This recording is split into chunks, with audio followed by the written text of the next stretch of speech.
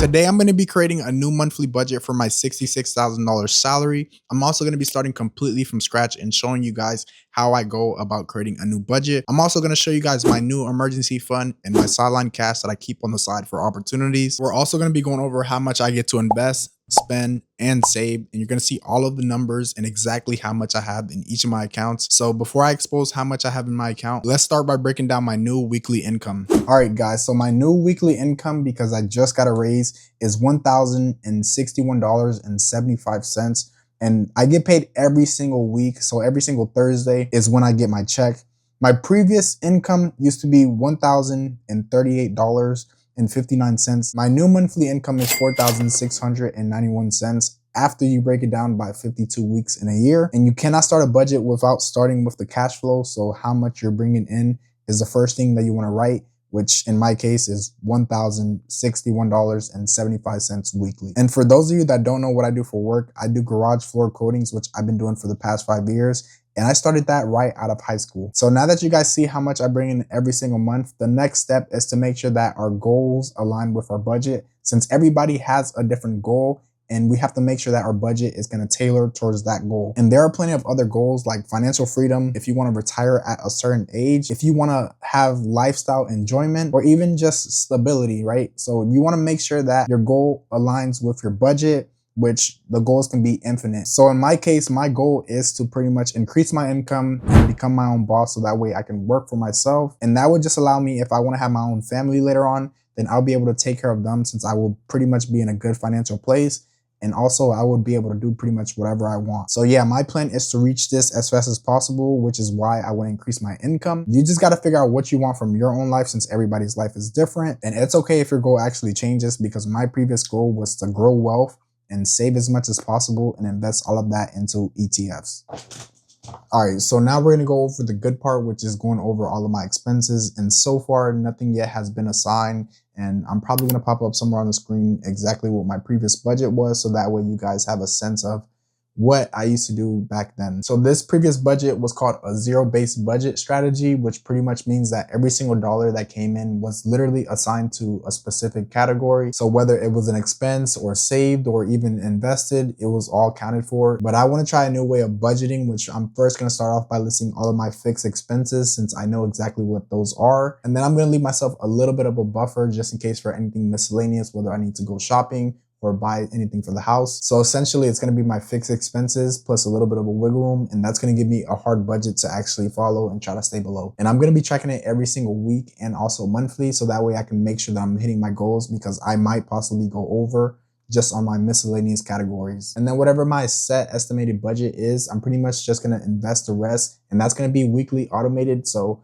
if I go over my estimated budget, then hopefully my tips can cover it, or I'm just gonna have to push myself to actually go ahead and make more money, which is gonna put me in an uncomfortable position, which that's really what I want to be in. And not only that, this is gonna maximize how much money I'm investing, since it's gonna be automated, and this is essentially paying yourself first. So now that you guys know exactly what I wanna try for my new budget, let's first start off by going over my fixed expenses. So let's start off with what usually is the biggest expense for everybody in their budget, which is rent. And I pay about $500 a month, which I live with family, which helps me cut down on costs. So that way it's not so much that I'm spending towards housing. So moving on to my next biggest expense, which is actually food. And I limit myself to $300 a month on just food. And this includes groceries, fast food, or like Uber Eats or something like that. And I'm pretty sure you guys can relate that food is one of your biggest expense. If not, then all power to you. Okay, so now moving on to my third biggest expense, which is actually debt, is my orthodontics. And I pay about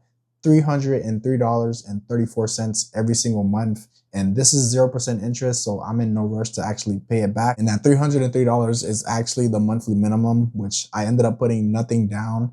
And it ended up costing $6,000. And I think I financed it for 24 months. But if you guys have any type of debt, it's important to actually just pay the monthly minimum on your debts. But yeah, that's pretty much the only debt that I had in my life. And I look at that as an investment. All right, so moving on to my next biggest expense, which is actually my subscriptions, which I pay about $83.95 to be exact. And this includes Adobe, which is pretty much for Photoshop and Premiere Pro. I also have vidIQ, I have ChatGPT, and OneDrive to store my files. And pretty much all four of my subscriptions are pretty much just for YouTube. So if you guys have any subscriptions, just make sure that you cut down if you really don't need it or you just don't use it at all. So the last expense is actually haircuts, which I go about twice a month, and that equals out to $70.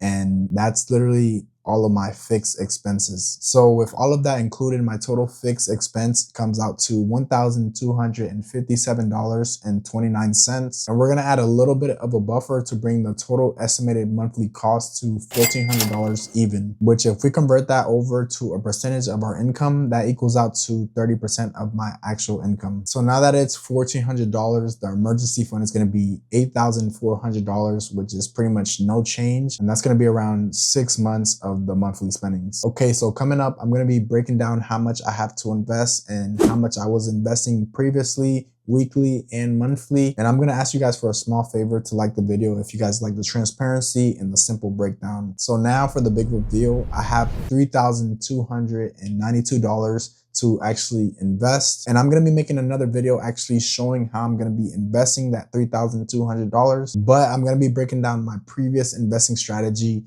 if you guys want to know how I was previously investing and how I was splitting it up. So I'm going to pop it somewhere on the screen. And previously I was investing about $2,735 a month. That equals out to $683.87 weekly. And that weekly amount was broke down into 4 categories, which was Roth IRA, ETFs, and Bitcoin, and also sideline cash for any opportunities. And if we quickly go over them, it's about $141.57 weekly towards my Roth IRA, and then $566.04 monthly just into the Roth IRA. I just did the math on when is the last date to invest throughout the year, and I pretty much calculated how much I need to invest every single week to hit the $7,500 maximum. And then for my Robinhood account, which majority of it was actually a taxable brokerage account, and I was investing about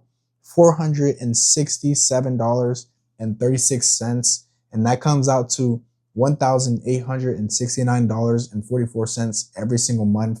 And you guys can clearly see it took me 5 years to actually build this portfolio, changing in and out exactly what I'm investing into. But if you guys do something similar, then you guys can actually achieve something of this magnitude. And then for my last investing was actually $75 every single week into my sideline cash, which you'll probably see right here.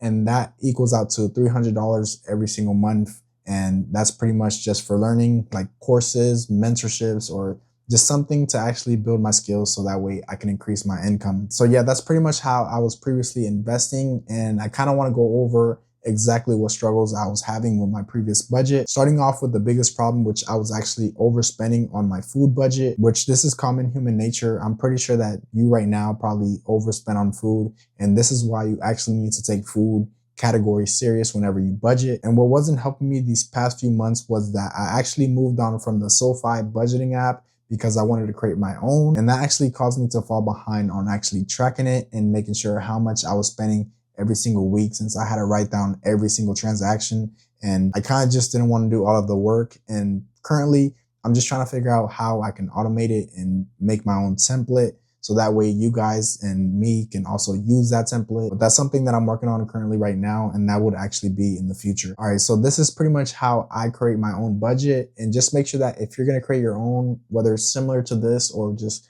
something else that you see online, just make sure that it's actually tailored towards your goal. And just remember, the key factors to a budget is actually how much you save and how much you're actually investing. So that's why it's essential that you actually keep your spendings low. And that's pretty much what I'm going to teach you on this channel, is pretty much how to reach financial freedom and increase your income. If you're interested in that, then you can click somewhere right here to see, do skills actually make you more money? And I'll see you guys soon.